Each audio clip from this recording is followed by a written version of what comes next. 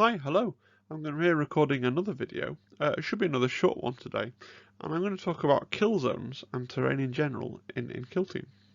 So on this first slide, you can see an example of the kind of setup that I usually use at home. This is terrain that I put together for Kill Team 2018. I had real fun bashing together all kinds of different Sector Mechanicus elements. And actually, one of the first videos on this channel, kind of one of the really early videos on the channel, is a really, I think it's still cool. It's a bit cheesy, but it's a little cinematic sweep round of this sort of terrain with some of my Dark Eldar, which were the team I mained in Kill Team 2018, as well as my wife's Lictor Kill Team, which is sadly no longer a thing. And I enjoyed adding to this collection of terrain, and I've probably got enough Sector Mechanicus stuff to make a really cool 40k board. But acquiring the new Kill Team boxes and the new sets of terrain inside has got me thinking a little bit more about terrain. So I suppose we should touch on first the history of terrain sets in Kill Team, right? Because Kill Team 2018 had 6 distinctive terrain sets. So you had the Deathworld Forest, the Sector Mechanicus, the Miniatorum, the Wall of Martyrs, the Fronteris, and the Sanctoris. The Sector Mechanicus is the stuff that you saw at the start there. The Miniatorum, Sector Miniatorum was really just much ado about the cranes and the containers, trying to spin them off into their own thing, so you could play on an entire table with just kind of containers and things. The Wall of Martyrs was that weird Imperial Guard Cadian themed French line kit they did that kind of I never really felt that one fitted Kill Team 2018, and I've never saw anyone playing on it. The Fronteris is the sort of funny moon-based stuff that they did that's came out for 40k as well. I think it came out for 40k before it came out for Kill Team.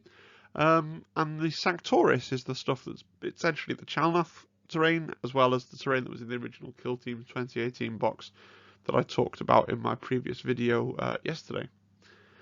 Now, terrain in Kill Team 2018 was released in a really strange way. So there were box sets with just the terrain in. There was an extra bit of terrain bundled in with the actual kill teams that you could buy. And then later on, the rules from the various boxes and things were collated into this book that you can see on the left here, kind of towards the very end of Kill Team 18's kind of release life schedule. There weren't really fixed layouts, but what there were some bespoke missions and some special rules for the terrain. So rules for doing things, activating the little cranes and standing on the containers and being eaten by the Deathworld Forest and things like that. I don't really recall, and maybe I'm wrong, I didn't play in very many organised play events for Kill Team 2018. I played in a campaign at my local Games Workshop, and I think that was about it. But I don't recall anybody really using the really complicated extra rules for the kill zones and things. I think people kind of gravitated towards a standard of play that didn't involve all these fancy rules with cranes turning on and things like that.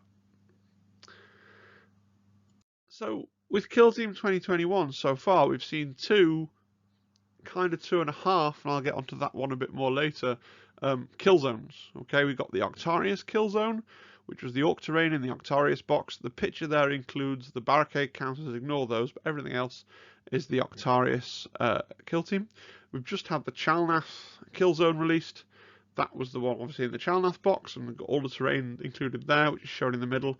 And Vertigus, that picture doesn't properly represent what I mean by the Vertigus kill zone, but that terrain set is the one that I'm talking about. And these are interesting. I think that all of them are, I mean, obviously the Chalnath terrain, originally the Sanctoris terrain, is recycled, but I think it was one of the nicest terrain sets. They're all very similar if you look at them. They all include kind of L-shaped buildings in some respect. Obviously the Chalnath ones are a little taller, but they all include some L-shaped buildings with platforms in, and they all include some kind of walls. And then the Octarius and the Vertigus sets also contain things that can obviously be light cover. Chalnath has no obvious light cover. Everything is kind of a wall piece. I think really what is interesting is when it comes to Chalnath and Octarius, you have these fixed layouts of terrain in the Shadow Wars missions, which is the narrative play. Now, I'm going to talk more about this another time. I think one of the reasons that not many people are playing the narrative play missions, you don't hear much about the narrative play missions, is that the narrative play campaign rules, don't get me wrong, they look really, really cool.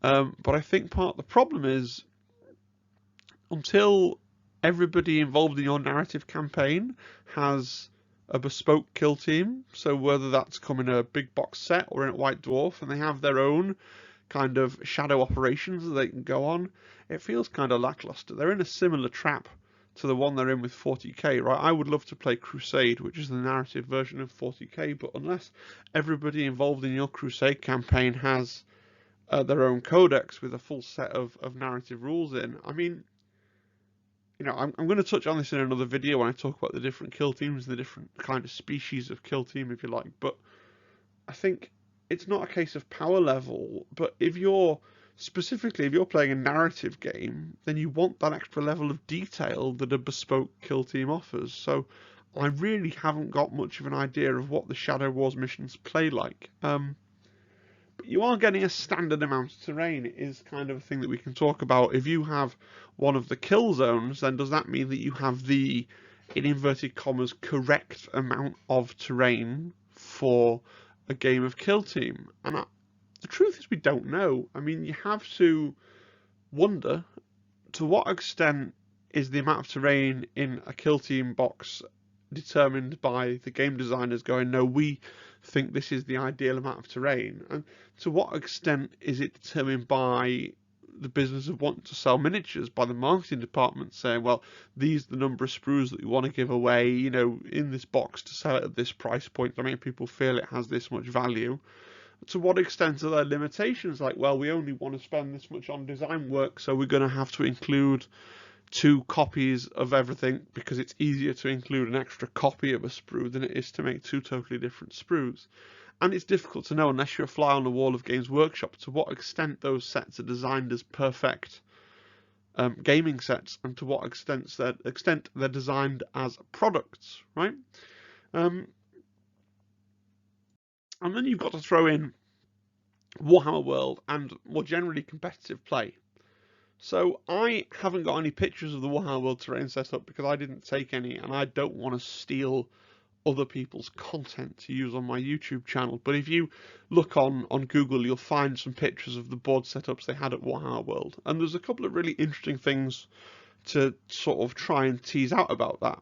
They removed the platforms from the 2 big pieces of terrain in the Octarius set.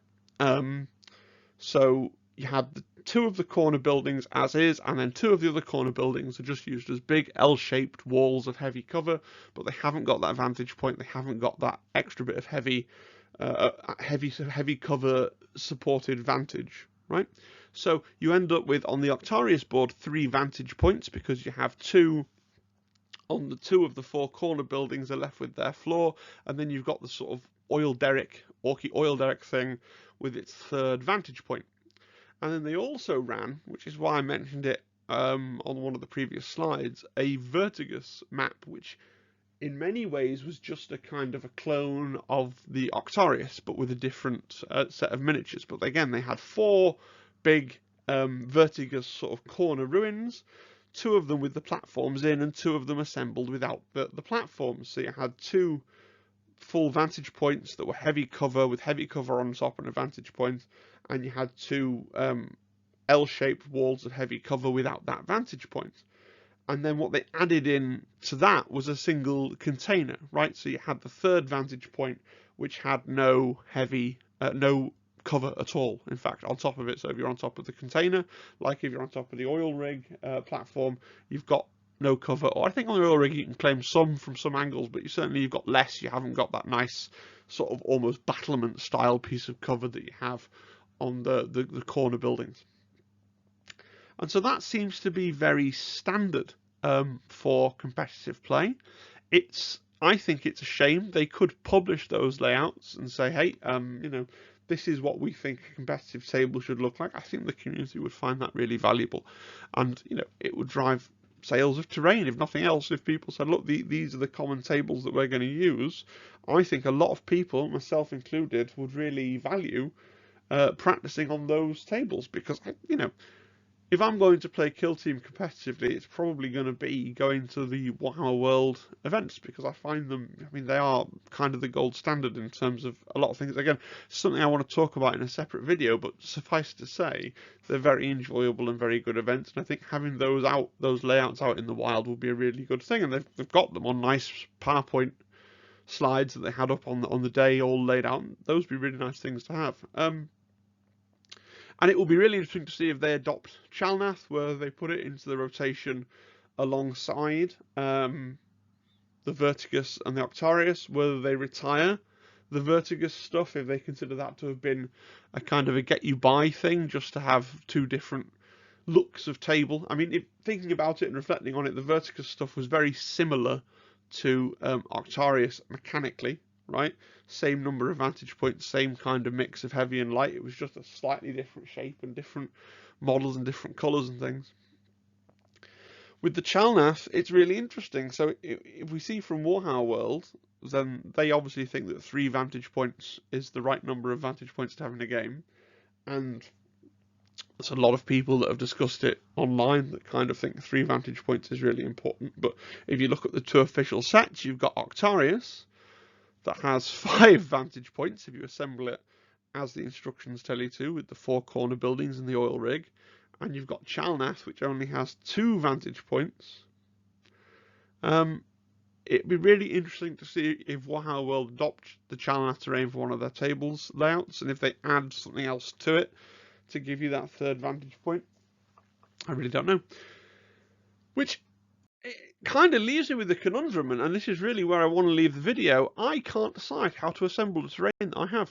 I have both the Shadow Wars terrain, I have both the Octarius terrain and the Chalnath terrain, and I can't decide whether I want to just sort of assemble it exactly as the instructions say, so that I can play the Shadow Wars missions with their fixed kind of Warcry style layouts if I want to, or if I want to assemble my Octarius terrain, certainly with 2 of the sets of platforms missing. I can't decide whether it's something that I want to do is try and track down the Vertigus terrain and emulate the Vertigus tables they used at Warhammer World.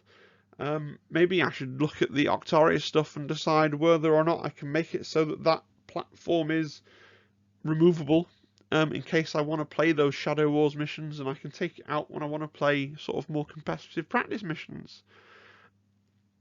And there's a question in my mind about to what extent standardization is useful. I mean, obviously, if you're practicing for competitive play, it's one thing to have these terrain layouts, but then in a more general sense, if you're playing competitively, I've seen coverage of, I haven't been to any independent kill team tournaments, but I've seen coverage of independent kill team events, and it's very much kind of a, well, here's the pretty random collection of bits and pieces of terrain dating back for sort of 15 years for Warhammer 40,000 that we have. Most of it's going to be third party, cobble together a table that works, right? Because most of the events aren't run by Games Workshop and therefore don't have access to A, print out the terrain at cost for their event, and B, people who are paid an actual wage to build and paint and prep the terrain ready for an event. It's a pretty unique circumstance.